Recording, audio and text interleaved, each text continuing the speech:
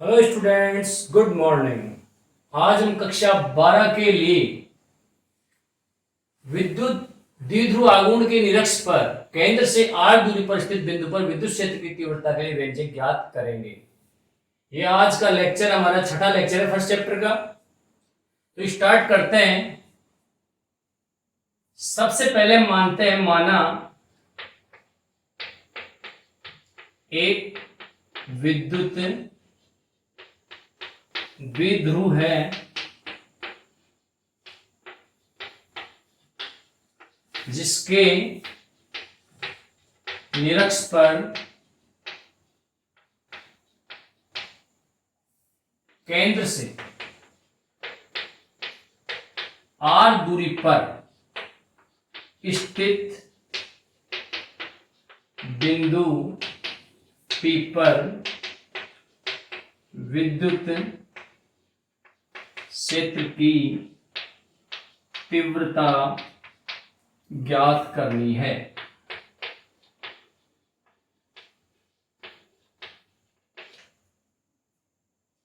इसके लिए हम सबसे पहले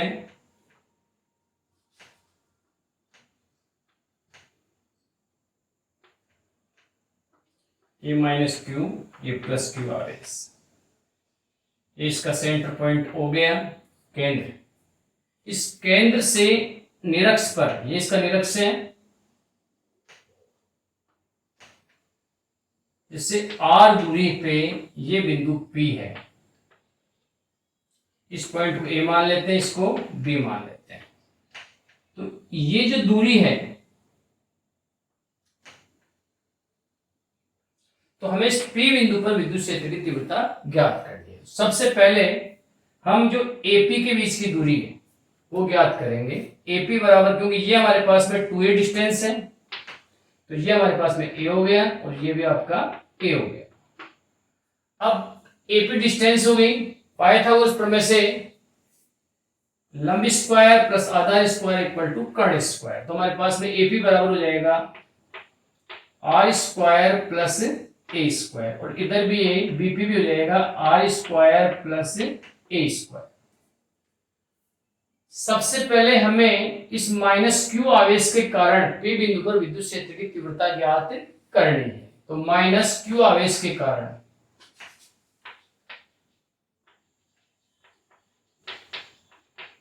Q आवेश के कारण बिंदु P पर विद्युत क्षेत्र की तीव्रता, और इसको हमने E1 मान लिया। E1 बराबर 1/4 pi epsilon naught Q upon under root r square plus a square का स्क्वायर, और ये हो जाएगा हमारे पास में 1/4 pi epsilon naught Q upon r square plus a square. अब इसकी डायरेक्शन देखते हैं। हमने पूर्व के लेक्चर्स में ये पढ़ा था कि किसी भी विद्युत क्षेत्र की दिशा ऋणात्मक आवेश की ओर होती है और धनात्मक आवेश की विद्युत क्षेत्र की दिशा उससे दूर की ओर होती है। तो हमारे पास में जो विद्युत क्षेत्र E1 की दिशा होगी वो PA डायरेक्शन में होगी, PA दिशा में। अब हम प्लस क्यू आवेश के लिए, क्यू आवेश के कारण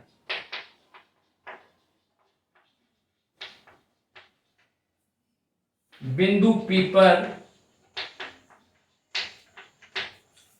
विद्युत क्षेत्र की तीव्रता,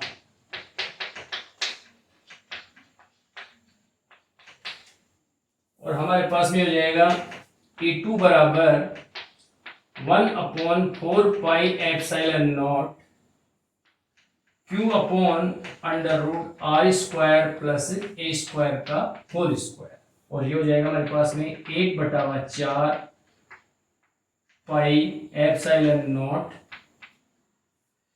Q upon r square plus a square, और यहां इसकी दिशा होगी विद्युत क्षेत्र की वो होगी बीपी डायरेक्शन में, यानी इस डायरेक्शन में हो जाएगी। ये आपका E2 हो गया और ये आपकी इस डायरेक्शन में E1 हो गया।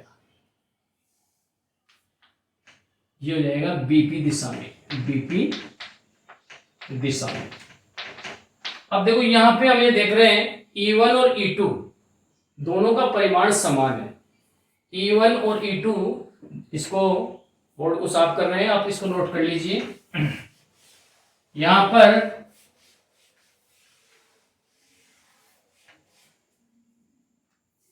पर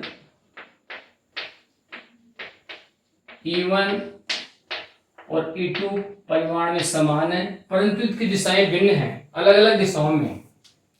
इसलिए परिणामी विद्युत क्षेत्र ज्ञात करने के लिए हम इसको घटकों में वियोजित करेंगे। तो इसका अक्षीय घटक होगा, सबसे पहले हम E1 की बात करते हैं। तो E1 का जो अक्षीय घटक होगा वो ये हो जाएगा E1 कोस थीटा, और इसका लंबवत घटक हो जाएगा E1 साइन थीटा। देखो ये हमने थीटा मान लिया एंगल, तो ये भी हमारे पास में थीटा हो जाएगा।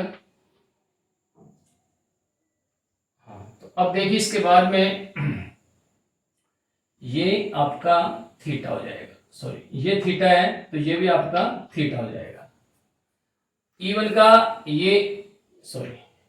का ये अक्षीय घटक हो गया और ये आपका इसका लंबवत घटक हो गया E1 sine theta, E1 sine theta. अब ये हमारे पास में E2, ये किसकी डायरेक्शन है? E2 की। तो E2 का जो लंबवत घटक होगा वो क्या हो जाएगा? E2 साइन थीटा, और यहां पे हो जाएगा हमारे पास में E2 कोस थीटा। तो यहां पे हम देख रहे हैं कि E1 साइन थीटा और E2 साइन थीटा दोनों परिमाण में समान है और दिशा में विपरीत है, इसलिए एक दूसरे को क्या कर देंगे? निरस्त कर देंगे। अब हमारे पास में जो परिणामी विद्युत क्षेत्र प्राप्त होगा, परिणामी विद्युत क्षेत्र E बराबर हो जाएगा E1 cos theta plus E2 cos theta, क्योंकि E1 और E2 दोनों परिमाण में समान है, इसलिए हम यहां लिखेंगे 2E1 कोस थीटा। ये हमारे पास में, अब हम यहाँ पे E1 का और कोस थीटा का मान, तो कोस थीटा का मान ज्ञात करने के लिए हम करेंगे, हमारे पास में ये बिंदु P है, ये A और O है, तो हम ट्रायंगल APO में, तो ट्रायंगल APO में ध्यान से देखिए, O 90 डिग्री का है, समकोण है, और ये आपका थीटा है। तो थीटा के सामने वाला जो भुजा होती है वो लंब होती है, और ये आपका आधार, और साइन कोस थीटा बराबर होता है हमारे पास में आधार बटावा कर्ण। तो यहां पे हमारे पास में आधार है AO और इसका मान है आपका A, और कर्ण हमारे पास में AP और इसका मान है √R² प्लस A²। अब हम 2E1 कोस थीटा में E1 और कोस थीटा का मान रखेंगे, तो हमारे पास में E बराबर आ जाएगा 2 into 1/4 4 pi epsilon not 1/4 pi epsilon not R² plus A², और इसकी जगह लिख दिया हमने A बटावा √R² प्लस A²। अब इसको सोल्व करेंगे हम, तो हमारे पास में आ जाएगा, देखिए यहाँ पे Q है 1/4 पाई Q अपॉन, तो देखिए इसको लिखेंगे हम 1/4 pi epsilon not 2Q into A, और यहां पे हो जाएगा R² प्लस A², और R² प्लस A² की घात हाफ, अंडर रूट का मतलब होता है आधी घात, तो इन दोनों घातों को जोड़ेंगे तो हमारे पास में जाएगा R² प्लस A² की घात 3/2। अब हमने इससे पहले वाले लेक्चर में पढ़ा था कि किसी द्विध्रुव में आवेश, एक आवेश के परिमाण और उसके बीच की दूरी का गुणनफल द्विध्रुव आघूर्ण कहलाता है। पी से डिनोट करते हैं, यानी P बराबर होता है 2Q इंटू ए। तो हमें इसके स्थान पर P रख सकते हैं। तो हमारे पास में देखिए, इसको नीचे मिटा देते हैं हम। तो हमारे पास में प्राप्त होगा 1/4 pi epsilon naught P upon r square plus a square की घात 3/2। अब यहां पर R का मान ए की तुलना में बहुत बड़ा है, इसलिए आर स्क्वायर का मान ए स्क्वायर की तुलना में और भी बड़ा होगा। यानी ए स्क्वायर का मान आर स्क्वायर के मान की तुलना में बहुत अत्यंत छोटा है, इसलिए ये उपेक्षणीय है। इसको इस व्यंजक में से हटा देंगे। तो हमारे पास में जो प्राप्त होगा वो क्या हो जाएगा, 1/4 pi epsilon naught P upon, इसको हटा देंगे तो आर स्क्वायर की घात 3/2, 2 से 2 कैंसिल हो जाएंगे। तो हमारे पास में क्या बच जाएगा, R3, यानी 1/4 pi epsilon naught P upon R3। और इसको हम लिख सकते हैं यहाँ पे E बराबर KP upon R3, 1/4 pi epsilon को हम K से डिनोट कर सकते हैं। और ये हमारा हो गया निरक्षीय, E निरक्षीय। इससे पहले वाले लेक्चर में हमने पढ़ा था E अक्षीय, E अक्षीय, और ये हमने पढ़ा था 2KP बटावा R3। और इसको हम E अक्षीय लिख सकते हैं, तो 2E निरक्षीय लिख सकते हैं, निरक्षीय। तो हमारे पास में एक संबंध आ गया E अक्षीय और E निरक्षीय में, और ये हमारे पास में हो गया E अक्षीय E निरक्षीय का 2 गुना होता है। तो इस प्रकार से हम किसी भी द्विध्रुव आघूर्ण के द्विध्रुव के निरक्ष पर केंद्र से r दूरी पर स्थित बिंदु P पर विद्युत क्षेत्र की तीव्रता ज्ञात कर सकते हैं, E बराबर KP बटावा R3 से। अब इसको हम सदिश रूप में इस प्रकार से लिखेंगे, E निरक्षीय KP अपॉन R3, ये इसका सदिश रूप हो गया।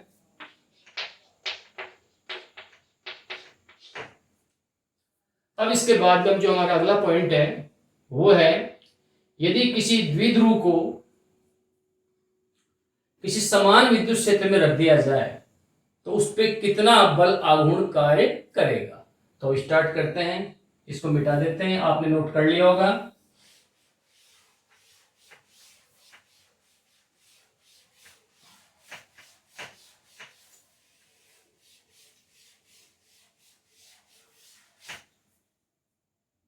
समान विद्युत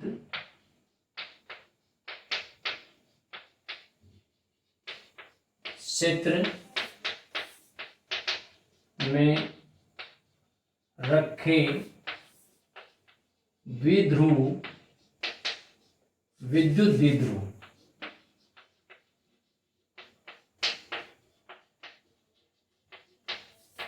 पर कार्यरत बल आघूर्ण माना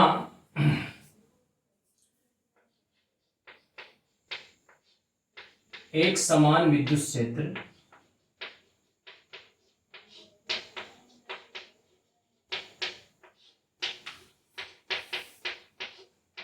E है जिसमें एक विद्युत द्विध्रुव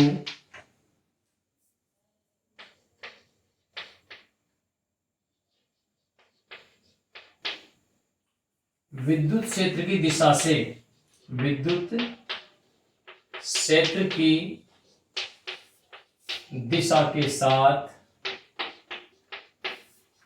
थीटा कोण पर रखा हुआ है।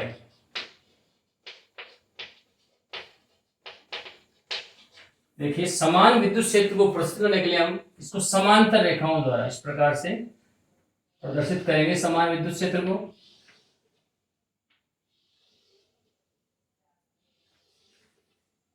इसके डायरेक्शन इस प्रकार से हम समान विद्युत क्षेत्र की जो दिशा है इसको एरो के निशान से बताएंगे। अब इसमें ये हमारे पास में एक द्विध्रुव रखा हुआ है, ये माइनस क्यू और ये प्लस क्यू। अब हमारे पास में इन दोनों आवेशों पर इस विद्युत क्षेत्र के कारण एक बल लग रहा है। तो देखो सबसे पहले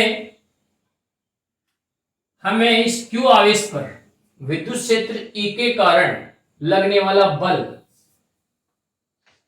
F बराबर क्यू ई, और हमने पूर्व के लेक्चर में आपको बताया था कि पॉजिटिव आवेश धनात्मक आवेश पर लगने वाला बल विद्युत क्षेत्र की दिशा में होता है और ऋणात्मक आवेश पर लगने वाला बल विद्युत क्षेत्र की दिशा के विपरीत होता है। तो यहां पे F बराबर क्यू इधर होगा और F बराबर माइनस क्यू ई विपरीत दिशा में होगा। तो अब हमारे पास में हम देख रहे हैं इन दोनों, ये इसका सेंटर पॉइंट O हो गया आपका।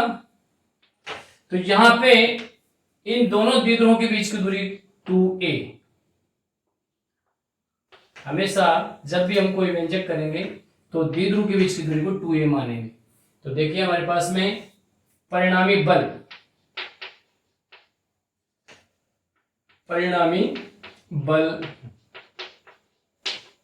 F बराबर F1 और ये F2, F बराबर F1 प्लस F2 और ये हो जाएगा QE minus QE equal to 0।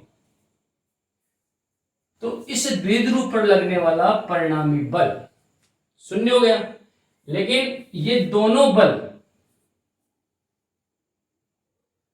इनकी क्रिया रेखा अलग अलग है, इसलिए इस द्विध्रुव पे एक बलाघूर्ण कार्य करेगा और ये बलाघूर्ण होगा बल आघूर्ण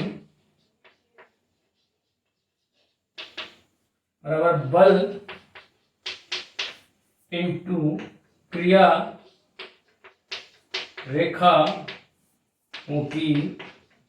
के बीच लंबवत दूरी।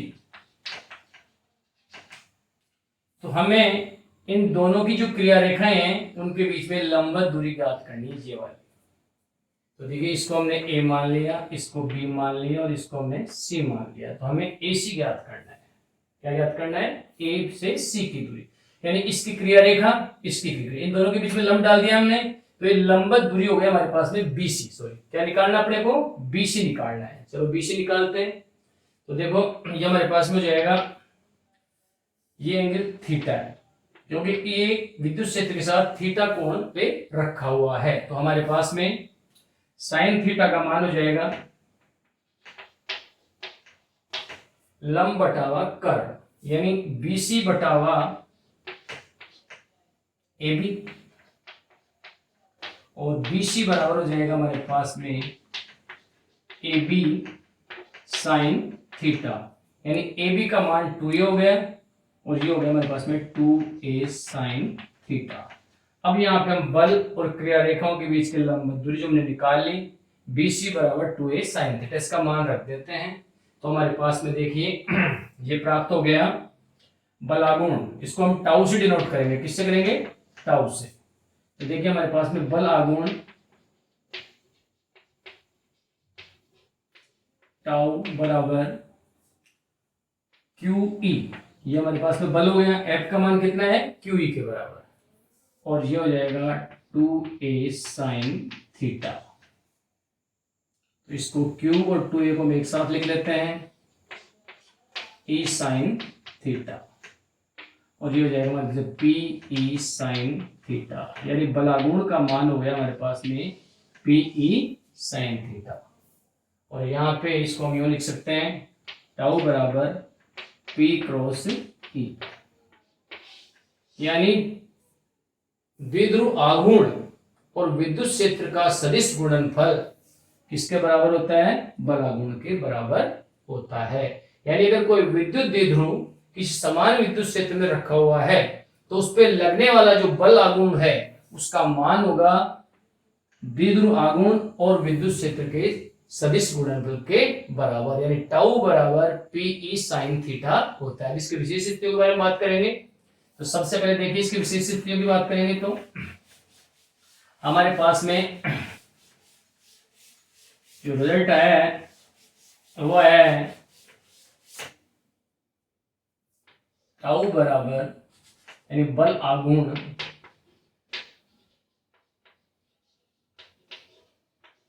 टाउ बराबर पीई साइन थीटा। सबसे पहले पहली स्थिति,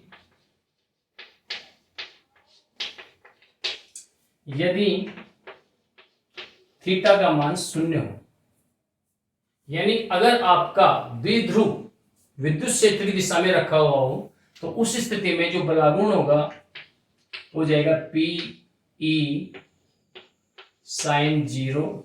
साइन 0 का मान 0 था इसलिए हो जाएगा हमारे पास 0। सेकंड स्थिति, यदि थीटा का मान 90 डिग्री हो तो हमारे पास में बलागुण का मान हो जाएगा पी ई साइन 90। साइन 90 का मान 1 होता है और ये हमारे पास हो जाएगा पी ई।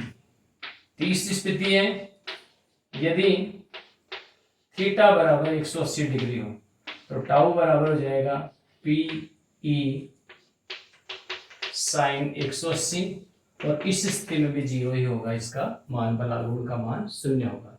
तो हमने विभिन्न स्थितियों के बारे में, विभिन्न स्थितियों में एक समान विद्युत क्षेत्र में रखे विद्युत ध्रुवागुण विद्युत द्विध्रुव की बलागुण के बारे में ये विभिन्न स्थितियों पर चर्चा की है। अब हम कुछ न्यूमेरिकल्स ले रहे हैं तो स्टार्ट करते हैं numerical.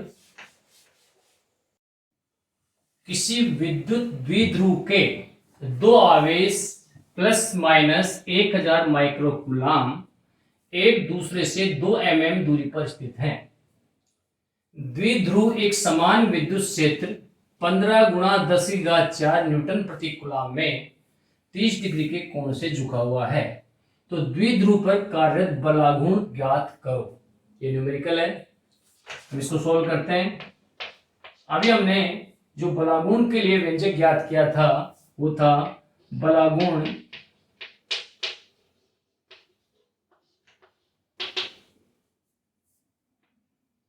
P E sine theta. बलागुण का मान क्या था, पी ई साइन थीटा। अब यहां देखिए सबसे पहले आवेश दे रखा है Q बराबर प्लस माइनस Q1,